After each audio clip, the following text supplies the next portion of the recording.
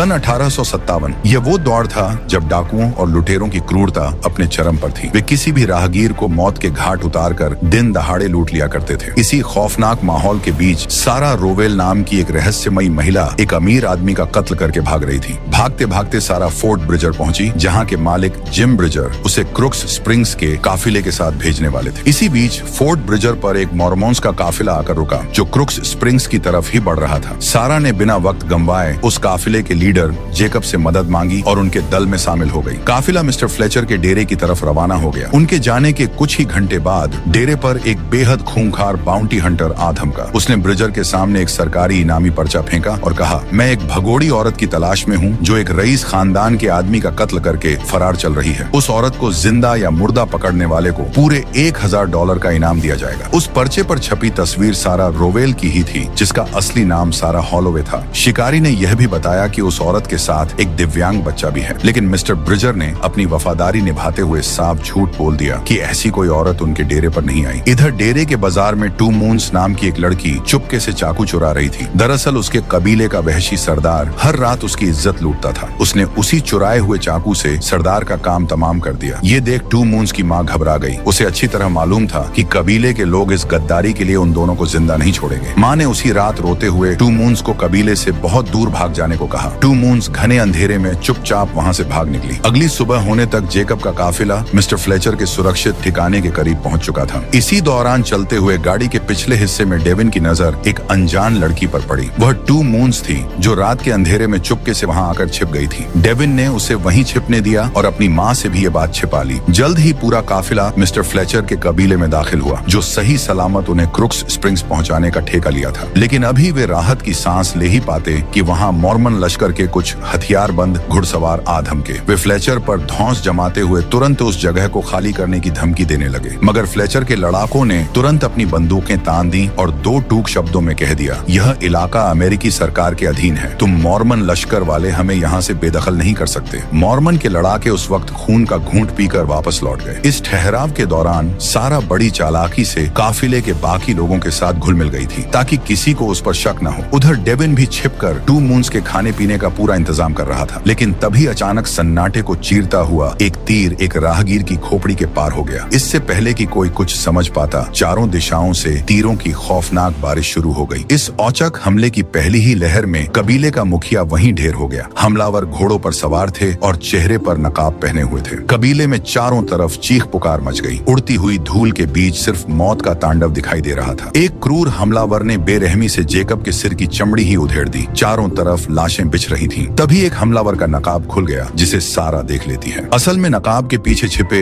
ये हैवान कोई कबीलाई आदिवासी नहीं, बल्कि वही मॉर्मन लश्कर के लोग थे जो कुछ घंटे पहले धमकी देकर गए थे। जब सारा अपने बच्चे को लेकर भाग रही थी, तभी मॉर्मन लश्कर के लीडर जेम्स वल्सी की नजर उन पर पड़ गई। मौत बिल्कुल उनके सिर पर खड़ी थी। इसी दौरान वहाँ आइजक फरिश्ता बनकर प्रकट हुआ। उसने सही समय पर सारा और डेविन को एक सुरक्षित झाड़ी के पीछे छिपा दिया और जैसे ही मौका मिला वे सब वहाँ से 9-2-11 हो गए। उधर नरसंहार के बाद जेकब की पत्नी अबीश और बाकी लड़कियों को मॉर्मन लश्कर ने बंधक बना लिया था। जेम्स ने आदेश दिया, इन लड़कियों को पायरेट्स शिकारियों को सौंप दो और काम निकलते ही इन्हें खत्म कर देना। फिर पायरेट्स शिकारियों को उन 2 गवाहों सारा और उसके बेटे को ढूंढने के काम पर लगाने को कहा और उन पर बड़ा इनाम रख दिया। वहीं मैदान पर जितने भी जख्मी लोग आखिरी सांसें गिन रहे थे, उन्हें दोबारा गोली मारी गई और उनका सारा कीमती सामान लूट लिया गया। उधर सारा हॉलोवे की तलाश कर रहे उस बेरहम कातिल को लुटेरों का एक गिरोह मिला। लुटेरों के लीडर वर्जिल ने बताया कि जिस इनामी औरत की वह तलाश कर रहा है, उसका पता वो जानता है। उसने उस माँ बेटे को फोर्ट ब्रिजर में देखा था और यह भी जानता था कि वे कहाँ जा रहे हैं। ये सुनकर बाउंटी हंटर उसके साथ इनाम की आधी रकम बांटने को तैयार हो जाता है। लेकिन जैसे ही वे सारा की तलाश में निकले, वर्जिल ने कातिल को गोली मारकर ढेर कर दिया, बैनर लूटा और खुद उस औरत को खोजने निकल पड़ा। अगली सुबह पता चला कि जेकब जिंदा बच गया था। अपनी पत्नी अबीश को न पाकर वह पागल सा उसे ढूंढने लगा। तभी वहाँ कुछ शशोन कबीलाई आदिवासी आ जेकब ने गिड़गिड़ाकर मदद मांगी, लेकिन सरदार ने उसे लात मारकर बेबस छोड़ दिया। इधर रीड नहीं चाहता था कि सारा और उसके बेटे की जान जाए, इसलिए उन्हें जबरन वापस फोर्ट ब्रिजर की तरफ ले जाने लगा। सारा गिड़गिड़ाती रही, पर रीड अपने फैसले पर अडिग था। दूसरी तरफ हम गवर्नर ब्रिघम यंग को देखते हैं, जो अपनी सेना के दम पर यूटा क्षेत्र को मॉर्मोन्स का राज्य बनाना चाहता है। यह उसी के लोग थे जिन्होंने फ्लेचर को जगह खाली करने की धमकी दी थी और बात न मानने पर भेष बदलकर नरसंहार कर दिया। इसी दौरान उसका एक खास आदमी आकर खबर देता है कि कबीले के लगभग 70 लोग मारे जा चुके हैं। ब्रिघम यंग घबरा गया कि कहीं इसका इल्जाम उस पर न आ जाए, क्योंकि उसकी सीधी टक्कर अमेरिकी सरकार से थी। इस खूनी खेल की खबर पूरब के राज्यों तक न फैले, इसलिए उसने अपने सबसे वफादार ब्रदर हिकमन को फोर्ट ब्रिजर रवाना कर दिया। क्योंकि फोर्ट ब्रिजर में एक अमेरिकी सैन्य टुकड़ी भाड़े पर चौकी बनाकर रहती थी, वहाँ डाक की सुविधा भी थी, इसलिए उन पर नजर रखना बहुत जरूरी था। उधर रास्ते में रीड माँ बेटे को नदी किनारे छोड़कर कुछ देर के लिए दूर गया था। तभी वहाँ अचानक टू मून्स आ पहुंची। सारा ने डर कर उस पर चाकू तान दिया। तभी डेविन ने बताया कि वह उसे जानता है, वो उनकी गाड़ी में छिपकर ही यहाँ तक आई है। इतने में नदी के उस पार कुछ शिकारी दिखाई दिए जो सारा को उसके असली नाम सारा हॉलोवे से पुकार रहे थे। खतरा भांप कर वे तीनों तुरंत भाग खड़े हुए और तीरों की बौछार से बचते हुए एक गुफा में जा छिपे। इधर अचानक एक तीर आकर सीधे रीड की जांघ में लगा। घायल रीड अपनी जान बचाकर भागा, पर 3 लुटेरों ने उसे घेर लिया। रीड ने हिम्मत दिखाई और लुटेरा से भिड़ गया। फिर बारी बारी उन सबको ठिकाने लगा दिया। इधर वर्जल का गिरोह पीछा करते हुए गुफा के पास पहुंच चुका था। जैसे ही उनका एक आदमी गुफा के अंदर घुसा, वहां छिपी टू मून्स ने पत्थर से पीट पीट कर उसका काम तमाम कर दिया। वर्जल ने गुफा के मुंह पर आग लगवा दी, क्योंकि लाशें सौंपने पर भी उसे पूरे $1000 का इनाम मिलना था। लेकिन टू मून्स गुफा के पिछले रास्ते से सारा और उसके बेटे को लेकर सुरक्षित बाहर निकल गई। उधर हिकमन फोर्ट ब्रिजर पहुंच चुका था। उसने आते ही मालिक जिम ब्रिजर को धमकी दी कि वे अपने यहाँ से अमेरिकी सेना की टुकड़ी को तुरंत हटा दें, क्योंकि इन फौजियों से उनके धर्म को खतरा था। लेकिन ब्रिजर को इन बातों से कोई मतलब नहीं था। अमेरिकी सेना उन्हें जगह का अच्छा खासा किराया दे रही थी। तभी ब्रिजर को एक चौंकाने वाली खबर मिली। लहूलुहान हालत में जेकब किसी तरह जिंदा वापस लौट आया था। अमेरिकी सेना के कैप्टन डेलिंगर उससे पूछताछ कर रहे थे। जेकब ने बताया कि हमलावर नकाब पहने हुए थे, इसलिए वह किसी का चेहरा नहीं देख पाया। यह सुनते ही पास खड़ा हिकमन बात को घुमाते हुए कहता है, जरूर यह शोषण आदिवासियों की करतूत होगी। लेकिन कैप्टन डेलिंगर ने उसकी बातों को अनसुना किया और जेकब से सीधा सवाल दागा, अगर उन नकाब पोशों को तुम्हारे सामने खड़ा किया जाए तो क्या तुम उन्हें पहचान लोगे? जेकब ने जैसे ही शायद कहा, हिकमन के पैरों तले जमीन खिसक गई। दूसरी तरफ मॉर्मन लश्कर ने अबीश और बाकी लड़कियों को, जिन पायलट्स शिकारियों के हवाले किया था, वहाँ अचानक कुकुर वंश के खतरनाक आदिवासियों ने धावा बोल दिया। पलक झपकते ही पायलट्स के परखचे उड़ा दिए। बेरहमी की हद तो तब हो गई जब उन्होंने उन बेकसूर लड़कियों को भी नहीं बख्शा। लेकिन जब बारी अबीश की आई तो उनके सरदार ने उसे बंधक बना लिया और अपने साथ उठा ले गए। उधर फोर्ट ब्रिजर में मौका मिलते ही ब्रदर हिकमन ने जेकब का ब्रेन वॉश कर दिया था। दोनों मॉर्मन थे, इसीलिए जेकब अमेरिकी सरकार से ज्यादा अपने धर्म के लोगों पर भरोसा कर बैठा, क्योंकि हिकमन ने उसकी पत्नी अबीश को ढूंढने का लालच दिया था। वे कैप्टन डेलिंगर की आंखों के सामने से जेकब को अपने साथ लेकर चले गए। हिकमन जब जेकब को लेकर अपने कैंप पहुंचा तो उसने कमांडर जेम्स वल्सी को अकेले में बुरी तरह फटकारा। वल्सी ने खत में लिखा था कि नरसंहार का कोई गवाह नहीं बचा, लेकिन यहाँ तो दो गवाह, सारा और उसका बेटा, जिंदा थे। हिकमन को डर था कि अगर यह खबर अमेरिकी सरकार तक पहुंची तो उन पर कार्रवाई हो सकती है। जेकब अमेरिकी सैनिकों के नजर पर था, इसलिए हिकमन ने वल्सी को आदेश दिया कि जब तक जेकब कोई मुसीबत खड़ी नहीं करता उसे जिंदा रखो और उन दोनों गवाहों को हर हाल में ठिकाने लगाओ। रात होते ही रीड को सारा और उसके बेटे की लोकेशन मिल गई। उसने आते ही टू मून्स को डरा धमकाकर वहां से भगा दिया, लेकिन टू मून्स घर नहीं जा सकती थी, इसलिए उसने उनका पीछा नहीं छोड़ा। अगली सुबह जेम्स वल्सी अपनी टीम के साथ उस जगह पहुंचा जहां कुकुर वंश ने पायलट्स को मारा था। वहां उसे उन लड़कियों की भी लाशें मिली जिन्हें उसने पायलट्स को सौदे के रूप में दिया था, ताकि वे गवाहों को ढूंढकर खत्म कर दें। लेकिन वे खुद मारे गए और अब तो उनमें अबीश नहीं थी, यानी एक और गवाह के फरार होने की पुष्टि हुई। तभी उन्हें एक अधमरा पायलट्स शिकारी मिला जिसने मरने से पहले कुकुर वंश का नाम लिया। वल्सी ने अपना राज छुपाने के लिए उसे गोली मार दी और बहाना बनाया कि वह बेचारा तड़प रहा था। वही कैप्टन डेलिंगर अपनी टुकड़ी के साथ पुरानी नरसंहार वाली जगह पर सबूत जुटा रहे थे। आदिवासियों के घोड़ों में नाल नहीं होते, जबकि वहां मिले हर घोड़े के पैरों के निशान में नाल की छपाई थी। कैप्टन समझ गए कि यह घिनौनी करतूत मॉर्मन लश्कर की ही है, लेकिन आगे की कार्रवाई के लिए उन्हें एक पुख्ता गवाह की तलाश थी। दूसरी तरफ पैदल चलते चलते सारा और उसके बेटे की हालत खराब हो चुकी थी। तभी रास्ते में उन्हें घोड़ों का एक तबेला दिखा। सारा से $100 लेकर रीड नीचे गया और उन्हें वहीं छिपने को कहा। रीड तबेले के मालिक से 3 घोड़े का सौदा कर ही रहा था कि सारा खुद वहां पहुंच गई। सौदा तो तय हो चुका था, लेकिन तबेले के मालिक ने सारा का हुलिया देखकर कहा, कुछ लोग तुम्हारे और तुम्हारे लंगड़े बच्चे के सिर पर भारी इनाम लेकर तुम्हें ढूंढ रहे हैं। जैसे ही कंफर्म हुआ कि ये वही इनामी औरत है, शिकारियों और रीड के बीच खूनी मुठभेड़ शुरू हो गई। पलक झपकते ही रीड ने अपनी बंदूक और कुल्हाड़ी से 4-5 गुंडों को लकड़ी की तरह काट दिया। इस भयंकर लड़ाई के बाद अब रीड को सारा की असलियत पता चल चुकी थी। उसने कड़े लहजे में पूछा, तुम कौन हो और तुम्हारे पीछे इनाम क्यों है? सारा ने रोते हुए कबूल किया कि उसने एक बहुत अमीर आदमी के बेटे का कत्ल किया है। अगर वे वापस फोर्ट ब्रिजर गए तो उसका बेटा डेविन मारा जाएगा। सारा ने रीड के हाथ में $100 थमाए और क्रुक्स स्प्रिंग्स पहुंचाने की भीख मांगी। रीड मान तो गया, लेकिन इस लड़ाई में उसे भी एक गोली लग चुकी थी। अत्यधिक खून बहने के कारण वह अचानक घोड़े से बेहोश होकर गिर पड़ा। सारा ने चालाकी से अपने एक $100 वापस रीड की जेब से निकाल ली। तभी वहाँ शोषोन जनजाति के आदिवासी आ धमके। आइजक रीड असल में उन्हीं के कबीले का लड़का था। वे तुरंत उसे अपने कबीले ले गए और उसका इलाज शुरू किया। वहीं मॉर्मन लश्कर अबीश की तलाश में यूटी जनजाति के डेरे पर पहुंचा। वहाँ जेकब ने एक बच्ची के सिर पर अपनी पत्नी की ओढ़नी देखी और पागल हो उठा। लेकिन यूटी आदिवासियों का उस हमले से कोई लेना देना नहीं था। उनके पास अबीश भी नहीं दिख रही थी, इसलिए मॉर्मन को वहाँ से खाली हाथ लौटना पड़ा। 2 दिन बाद रीड को होश आया। सालों पहले एक हमले में रीड की पत्नी और बच्चे मारे गए थे, तब से वह अकेला था। सारा और डेविन को देखकर उसे अपने परिवार की याद आती थी। शायद इसीलिए वह उनकी मदद कर रहा था। रीड अपनी माँ से मिला। तभी कबीले में कैप्टन डेलिंगर अपनी फौज के साथ पहुंचे। उन्होंने आदिवासियों को आगाह किया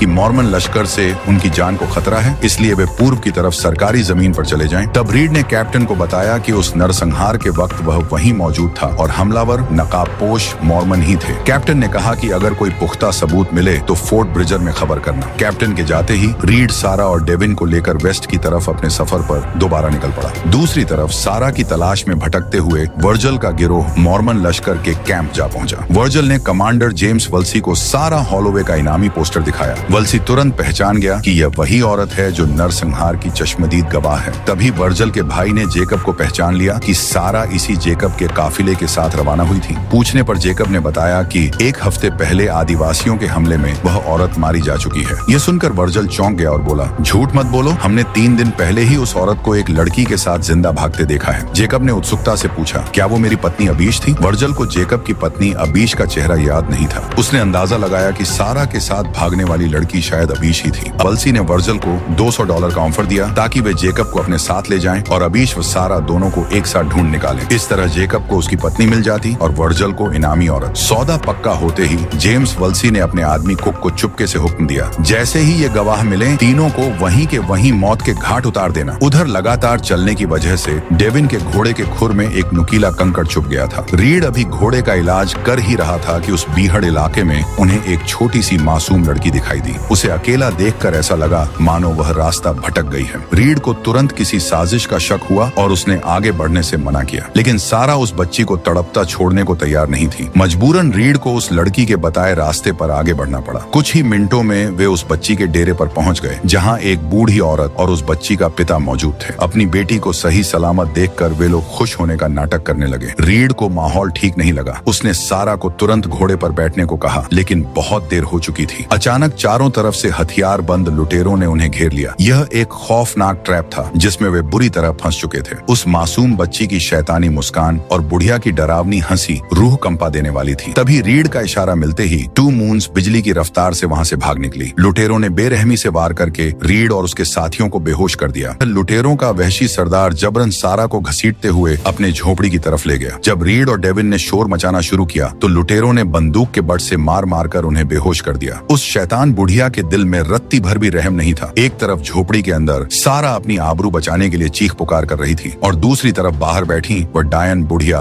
गला फाड़ फाड़ कर ठाके लगा रही थी। उधर कैप्टन डेलिंगर के भेजे हुए गुप्तचर कुकुर वंश के हत्थे चढ़ गए। बस एक अमेरिकी फौजी किसी तरह जान बचाकर भागने में कामयाब रहा। कुकुर वंश के मुखिया लाल मुखौटे को लगा कि अमेरिकी सैनिक यहाँ अबीश को ही ढूंढते हुए आए थे, इसलिए उसने अपने कबीले के साथ मिलकर अबीश को तुरंत किसी दूसरी सुरक्षित जगह पर छिपाने की साजिश रचना शुरू कर दिया। इधर लुटेरे एक बार फिर सारा के साथ दरिंदगी करने लगे थे, लेकिन तभी अचानक 2 मून्स उन पर टूट पड़ी। सारा ने बिजली की फुर्ती से लुटेरे की रिवॉल्वर छीन ली और अंधाधुंध गोलियां बरसाकर पूरे लुटेरा गैंग को वहीं ढेर कर दिया।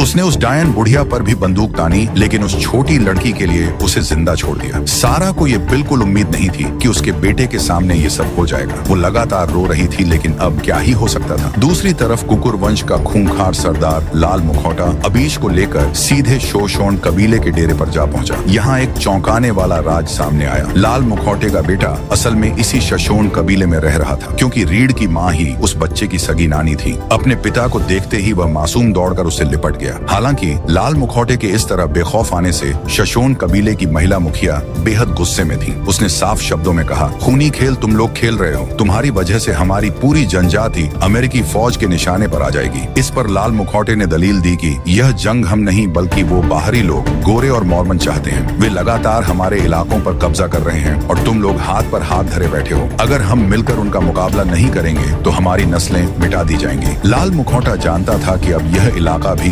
ज्यादा दिनों तक सुरक्षित नहीं है, इसलिए वह अपने बेटे को साथ लेकर वापस लौट गया। लेकिन जेकब की पत्नी अबीश को वहीं शोषण कबीले में ही छोड़ गया ताकि अमेरिकी फौज अबीश को सही सलामत वापस पाकर शांत हो जाए और पलटकर उनके इलाकों की तरफ न बढ़े। उधर कुकुर वंश के जानलेवा हमले से बचकर भागा वह अकेला अमेरिकी सिपाही किसी तरह फोर्ट ब्रिजर वापस पहुंच गया था। उसने कैप्टन डेलिंगर को बताया कि कैसे सरदार लाल मुखौटे ने उनके 3 जासूसों को मार दिया। कैप्टन ने कुकुर वंश के डेरे पर नजर रखने के लिए फौरन फौजियों की एक और टुकड़ी रवाना कर दी, लेकिन इस बार उन्हें सख्त हिदायत दी कि गलती से भी लाल मुखौटे की नजर में मत आना, वरना वो इस बार एक को भी जिंदा नहीं छोड़ेगा। अब तक वर्जल के गिरोह को सारा या अबीश का कोई सुराग नहीं मिला था। वहशी कुक किसी भी तरह जल्द से जल्द उन गवाहों को ढूंढकर हमेशा के लिए रास्ते से हटाने की फिराक में था। इसी बेचैनी में वह बार बार अपनी जेब से निकालकर सोने की घड़ी देख रहा था। तभी अचानक जेकब की नजर उस घड़ी पर पड़ी और उसके होश उड़ गए। जेकब को अच्छी तरह याद था कि यह कीमती घड़ी तो उसके सामने ही उस भयानक नरसंहार के दौरान एक राहगीर के पास थी जिसे मार डाला था। जेकब समझ आ चुका था कि उसकी पत्नी को ढूंढने का नाटक करने वाला यह कुक असल में उस कत्लेआम का असली कातिल है। जब वो कुक को एकांत में पाया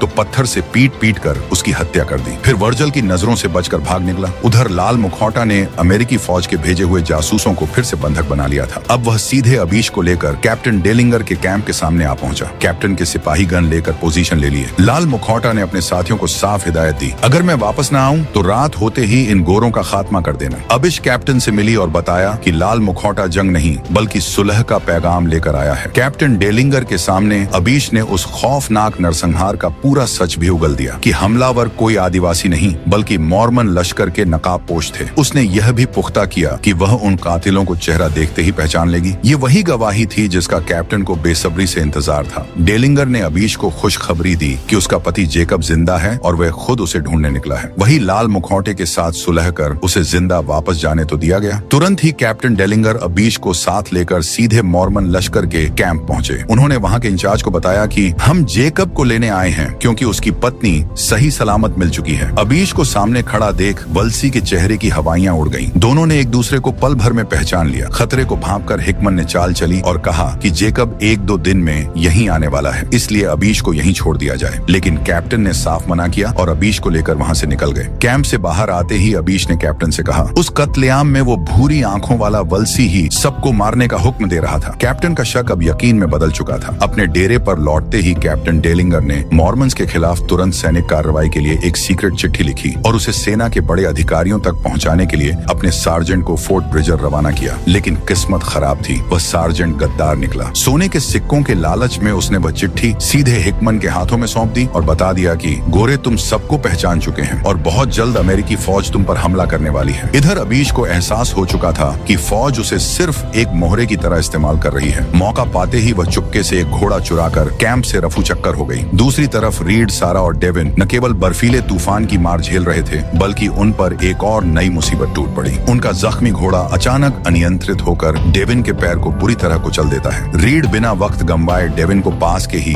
एक शिकारी के केबिन में ले गया, जहां उसने जंगली जड़ी बूटियां पीसकर और लकड़ी की कमाचे बांधकर उसके पैर का इलाज किया। उधर मॉर्मन कैंप में लापरवाही के लिए कमांडर जेम्स वल्सी की हिकमन ने जमकर सुताई कर दी। दरअसल कैप्टन डेलिंगर की उस पकड़ी गई चिट्ठी में रोंगटे खड़े कर देने वाले सच लिखे थे। उसमें साफ लिखा था, यूटा राज्य के बीहड़ में जो 200 बेकसूर लोग मारे गए उसके पीछे सीधे मॉर्मन चर्च और खुद गवर्नर ब्रिघम यंग का हाथ है। गवर्नर फोर्ट ब्रिजर पर कब्जा करके पूरे यूटा राज्य को हथियाना चाहता है। इससे पहले कि इनकी ताकत बढ़े, इन्हें कुचलने के लिए तुरंत 500 अमेरिकी सैनिकों की टुकड़ी भेजी जाए। वल्सी की इस लापरवाही के चलते कैप्टन डेलिंगर के सामने मॉर्मन साम्राज्य का यह काला राज पूरी तरह बेनकाब हो चुका था और अब हिकमन के पास डेलिंगर का खेल खत्म करने के अलावा कोई रास्ता नहीं बचा था। उधर अबीश भागकर सीधे दोबारा शोषण कबीले के डेरे पर जा पहुंची। उसे अच्छी तरह अंदाजा हो चुका था कि कत्लेआम की इकलौती चश्मदीद गवाह होने के कारण उसकी जान पर भारी खतरा मंडरा रहा है और उसका यह डर बिल्कुल सही साबित हुआ। जैसे ही रात हुआ, मॉर्मन लश्कर ने अमेरिकी फौज के कैंप पर अचानक ताबड़तोड़ हमला बोल दिया। गद्दार सार्जेंट की वजह से पलक झपकते ही मॉर्मन लश्कर लश्कर ने पूरी फौजी छावनी को श्मशान घाट में तब्दील कर दिया। कत्लेआम के बाद जब तलाशी ली गई तो वहाँ अबीश गायब थी। जेम्स वल्सी ने भांप लिया कि वह जरूर शोशोन आदिवासियों के पास वापस भागी होगी। वल्सी तुरंत आदिवासियों के कबीले पर हमला करने के लिए बेताब था, लेकिन इस बड़े कदम के लिए उसे पहले गवर्नर ब्रिघम यंग की हरी झंडी चाहिए थी। आखिर में वल्सी ने उस गद्दार सार्जेंट को सोने के सिक्कों का इनाम दिया और जैसे ही वह मुड़ा, वल्सी ने पीठ पीछे से उसे भी गोली मारकर हमेशा के लिए खामोश कर दिया। अगली सुबह जब लाल मुखौटा अबीश को वापस छोड़ने अमेरिकी कैंप पहुंचा तो वहां का नजारा देखकर उसके होश उड़ गए। पूरी फौजी छावनी तबाह हो चुकी थी और चारों तरफ सिर्फ लाशें बिखरी पड़ी थीं। लाल मुखौटा समझ गया कि मॉर्मन लश्कर उनके कबीले पर भी हमला करेगा। फिर भी आदिवासियों ने अपनी जमीन नहीं छोड़ी, बल्कि उल्टा मॉर्मन से आर पार का लोहा लेने के लिए युद्ध की तैयारियां शुरू कर दी। अब तक वर्जल का गिरोह आखिरकार रीड के छिपे हुए केबिन तक जा पहुंचा था। उस वक्त रीड अंदर जख्मी डेविन की पट्टियां कर रहा था, जबकि सारा बाहर जंगली जड़ी बूटियां लेने गई थी। रीड ने जैसे ही दरवाजा खोला, वर्जल के गुर्गों ने अंधाधुंध फायरिंग शुरू कर दी, लेकिन जैसे ही हमलावरों की बंदूकें खाली हुई, रीड शेर की तरह बाहर झपटा और एक एक करके उन्हें मौत के घाट उतारने लगा। तब तक वर्जल के कुछ आदमी सारा को अगवा करके भाग निकले। टू मोन्स और डेविन भी मुसीबत में घिर चुके थे। रीड किसी एक तरफ ही जा सकता था। उसने पहले टू मोन्स और डेविन की जान बचाई और फिर उन्हें केबिन में ही सुरक्षित रुकने का हुक्म देकर सारा को ढूंढने के लिए बर्फीले तूफान में निकल पड़ा। उधर governor Brigham young fort Breezer को हथियाने के लिए जिम ब्रिजर के सामने नोटों की गड्डियां लेकर पहुंच चुका था। गवर्नर ने साफ कर दिया कि या तो रकम कबूल करो वरना जंग के लिए तैयार रहो। इस सौदे की एक शर्त यह भी थी कि ब्रिजर अब इस पूरे इलाके में दोबारा कभी अपना पैर नहीं पसारेगा। तभी ब्रदर हिकमन वहां एक नई आफत लेकर पहुंचा। उसने गवर्नर को बताया कि उस कत्लेआम की चश्मदीद गवाह अबीश शोशोन कबीले और लाल मुखौटे के साथ मिल चुकी है। अगर यह नरसंहार वाला मामला अमेरिकी सरकार तक पहुंची तो मॉर्मन साम्राज्य का अंत तय है। हिकमन ने उन सबको एक साथ मिटाने की इजाजत मांगी और गवर्नर ने तुरंत हरी झंडी दे दी। हिकमन अपनी सेना लेकर एक और खूनी नरसंहार की तरफ बढ़ ही रहा था कि रास्ते में उसे बदहवास हालत में जेकब प्रैट मिला, जिसके साथ अब कुक नहीं था। जेकब ने असल बात छिपाने की कोशिश की कि उसने उसे मार डाला। वही शातिर हिकमन ने उसका ब्रेन वॉश करते हुए झूठ बोल दिया कि अब शोशोन आदिवासियों ने ही तुम्हारे मॉर्मन भाइयों और अबीश का कत्लेआम किया है और आज रात हम उनसे बदला लेने जा रहे हैं। अपनी पत्नी के गुनहगारों को मिटाने की आग में अंधा जेकब मॉर्मन फौज का मुफ्त का मोहरा बनकर उनके साथ चल दिया, लेकिन उन्हें अंदाजा नहीं था कि शोशोन कबीले का एक गुप्तचर उनकी एक एक हरकत पर पैनी नजर रखे हुए था। रीड के जाने के बाद वह भयानक रात टू मोन्स और डेविन पर भारी पड़ने वाली थी। केबिन के बाहर भूखे भेड़ियों के झुंड ने धावा बोल दिया था। टू मोन्स ने फुर्ती दिखाते हुए कुछ भेड़ियों को तो ढेर कर दिया, लेकिन तभी एक खूंखार भेड़िया सीधा उसके ऊपर झपटा और पिस्तौल हाथ से छूट गई। जब टू मोन्स मौत से जद्दोजहद कर रही थी, तभी जख्मी डेविन ने सही वक्त पर पिस्तौल उठाई और भेड़िए के भेजे में गोली उतार दी। ठीक उसी वक्त बर्फीले तूफान के बीच रीड ने वर्जल के ठिकाने पर मौत बनकर दस्तक दी। उसने पलक झपकते ही वर्जल के दो गुर्गों को ठिकाने लगा दिया और वर्जल के भाई के पैर में गोली मार दी। इसके बाद रीड और सारा ने मिलकर उस बेरहम वर्जल का काम तमाम कर दिया।